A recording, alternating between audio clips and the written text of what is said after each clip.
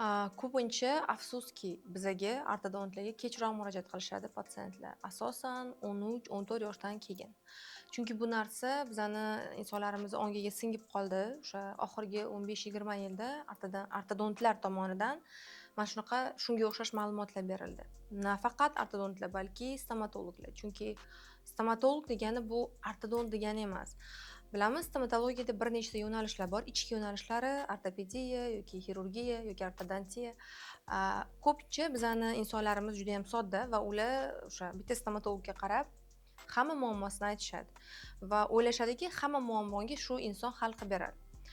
Agar ortodont bo'lmasa-da, lekin stomatologiyada ichida bo'lsa va ko'pincha ortodontiyani faqat breketdan iborat deb o'ylagan, tasavvurda bo'lgan insonlar ko'p patsientlarga 14 yoshdan keyin, ya'ni hamma doimiy ishlari chiqib bo'lgandan keyin murojaat qilishligini aytishadi.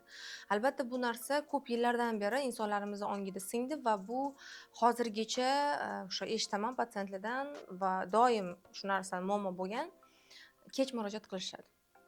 Endi 13-14 yoshda sizni farzandingizni skeletal o'zgarishlarini biza 10% deylik, 5% o'zgartirib bera olamiz. Ya'ni yuz jag' sistemasida o'zgarishlarni.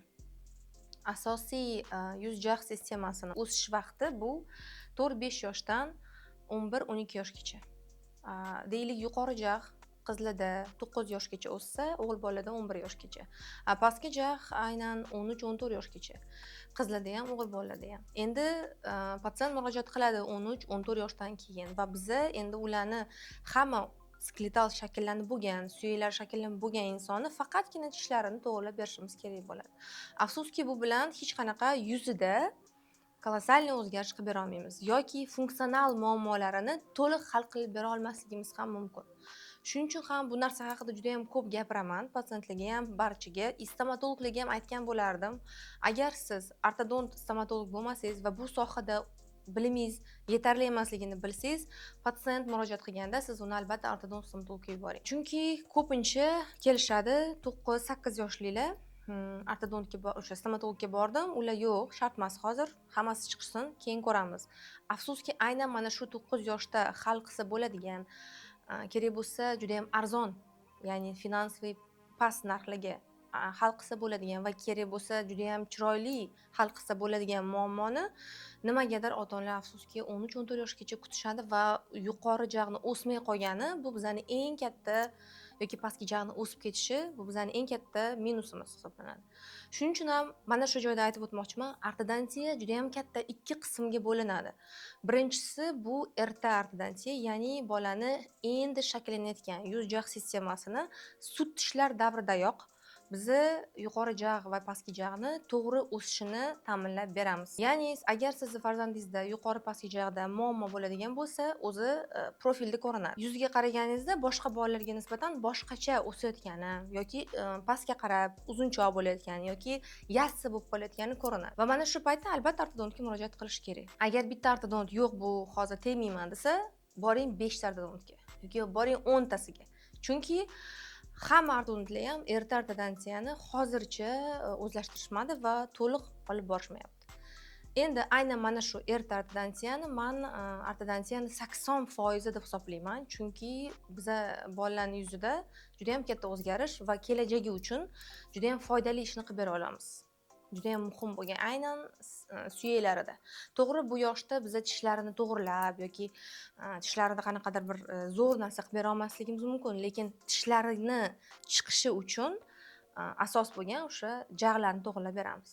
Va bemalol ayta olamanki, erta ortodontiya biza jag'ni, yuzni 3 yo'nalishda o'sishini to'g'rilab bera olamiz. Ya'ni oldinga, yonga, transversalniy deymiz va sagitalniy, pastga. Vertikalniy o'sishlarni ham biz mana shu erta ortodontiyada to'g'rilaymiz.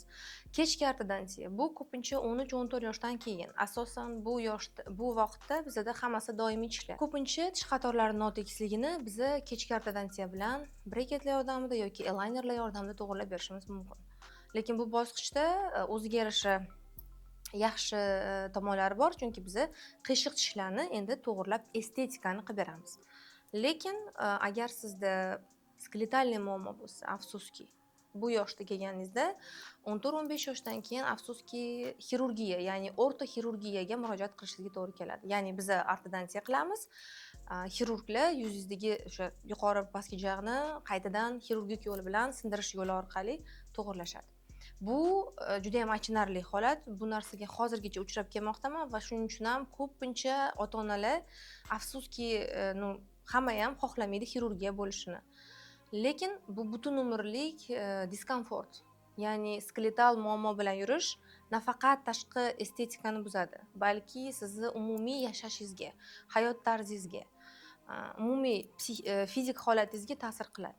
Bu bilan butun umr farzandingiz yashashi bu albatta ham ota-onani muammosi, ham biz ortodontlar uchun juda ham katta mas'uliyat hisoblanadi. Shuning uchun ham bu narsa haqida doim aytib o'taman. Farzandingizni 6 yoshda albatta ortodont ko'rigiga olib borish, ya'ni siz 1-sinfga berasiz, shu yoshda albatta must have bu hisoblanadi ortodont ko'rigi. Va sizga ortodont kelajakda nima bo'lyapti, qanaqa o'syapti, o'sishi to'g'ri yoki hammasi joyida, hammasini biz aytib sizga yo'nalish beramiz.